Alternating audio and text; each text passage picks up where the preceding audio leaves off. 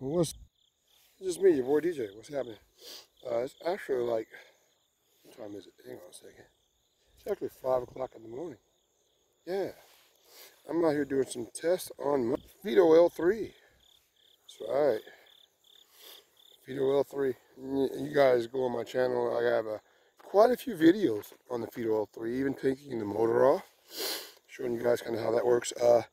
And so you know, since I'm mentioning the motor on this bike, you do have to remove the rear brake caliper to remove the back tire. That's the main thing you need to know about this bike. Okay. I just have nothing but good things to say about the Fiido L3 again. I think it is an absolutely wonderful bike. The only problem I have a fault with, and this is just me, guys, is that I'm a real bicycle rider. So you run out of pedal, as they say, really fast because they have it geared too high. You know, they have a 16 tooth on there when they need like a 12 or an 11.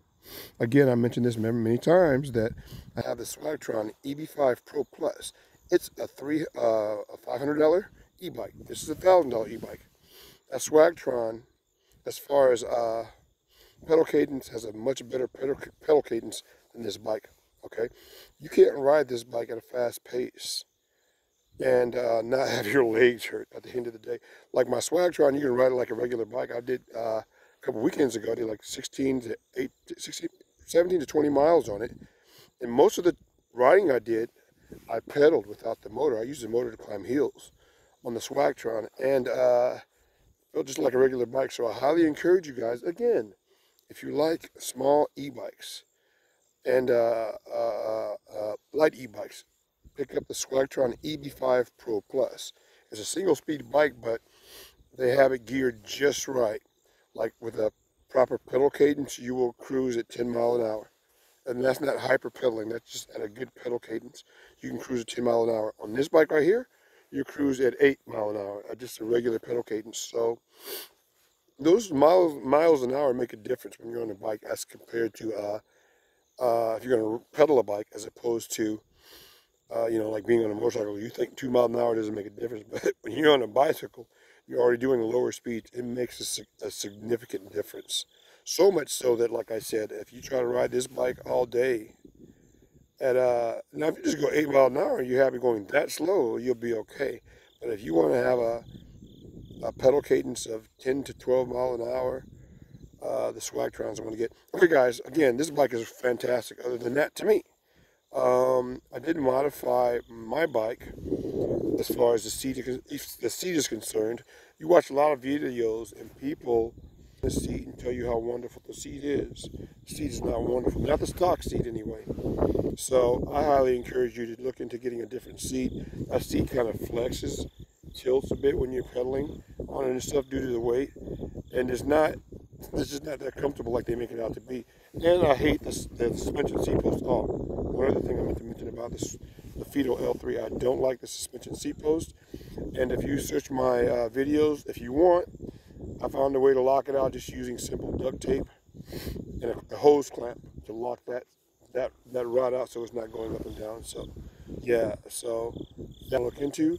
A reminder, you guys see I have that that GV luggage plate for my luggage box on the back of this bike. That is a legitimate motorcycle luggage rack back there, guys, and it's absolutely awesome. This bike is so sweet.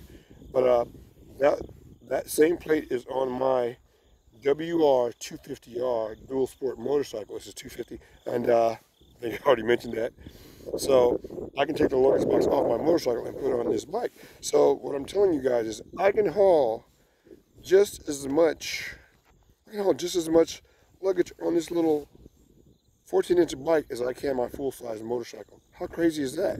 And that's not to mention the fact that if I really want to go adventure riding, I can add, I use backpacks, and I strap them on the handlebars. I can go that route. I can get a backpack on the front of this bike like that and one on the back if I want to.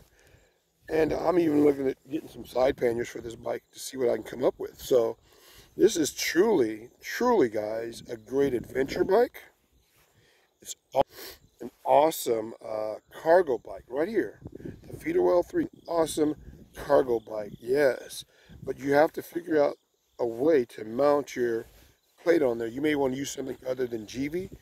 There's several other ways you can go.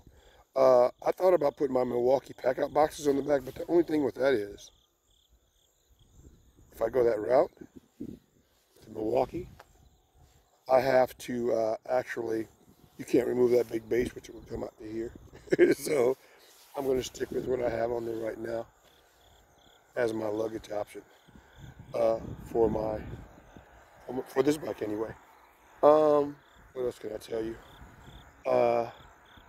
It's a wonderful bike. Do I have any regrets buying this bike? No, I don't, because this bike right here was my original plan from the get-go when it comes down to actually purchasing a 14-inch wheel bike. Okay? This was my original plan anyway, was to get this bike, but COVID hit, so they didn't bring this bike into the United States at that time, so I had to wait it out, and even though I had the swag on, I had to go back and stick with my original plan. The reason I did that is because I have this wonderful bike rack on the back of this bike here. And that bike rack is fantastic, as you guys will know. Okay? And I'm big into being able to pack cargo with me wherever I go. Now, just to show you how strong that bike rack is, or a bike rack of that type that's integrated into the frame, electric. They make the electric 2.0 and electric 3.0.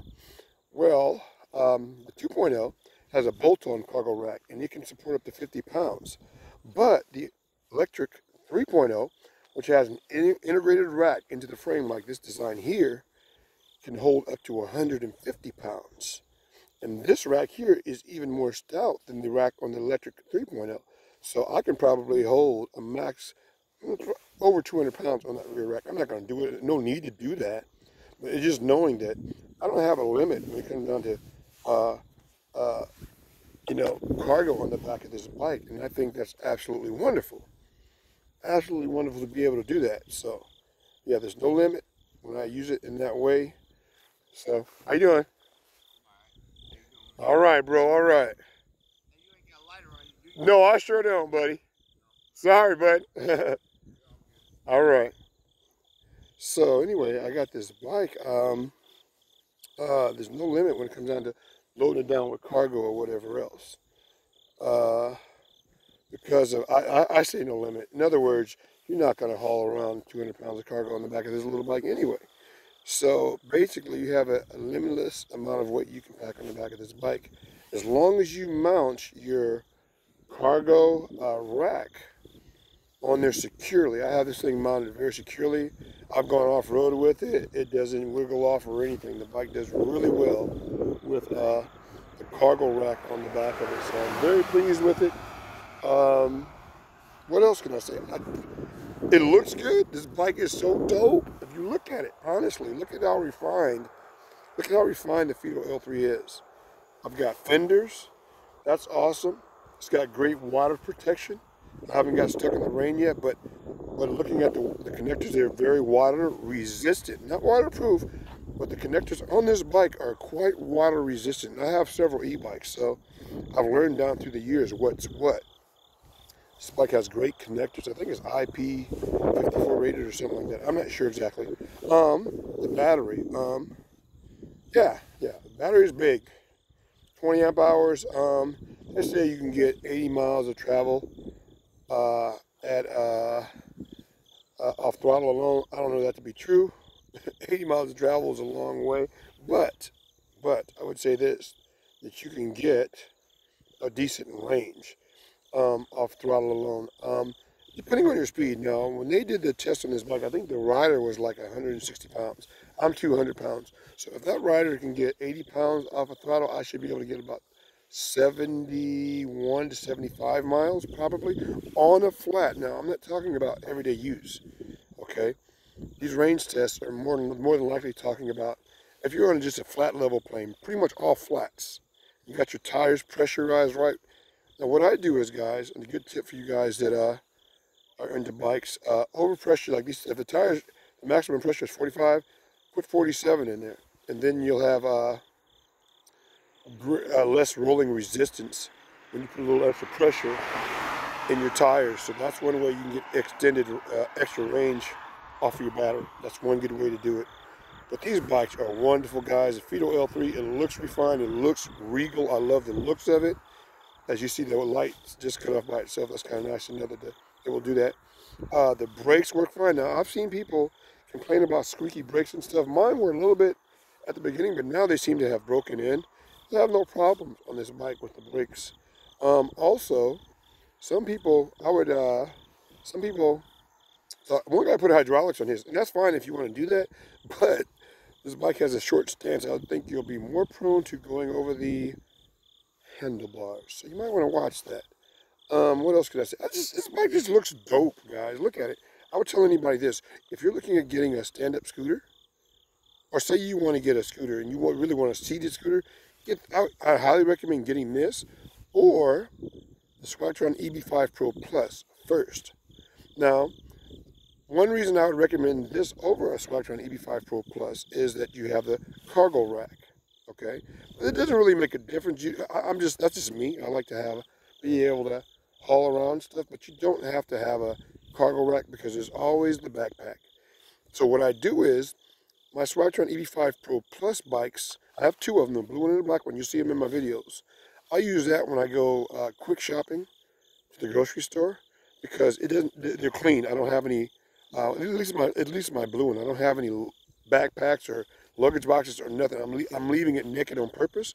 That way, I can go in the store and they're not looking at me like I'm about to steal something.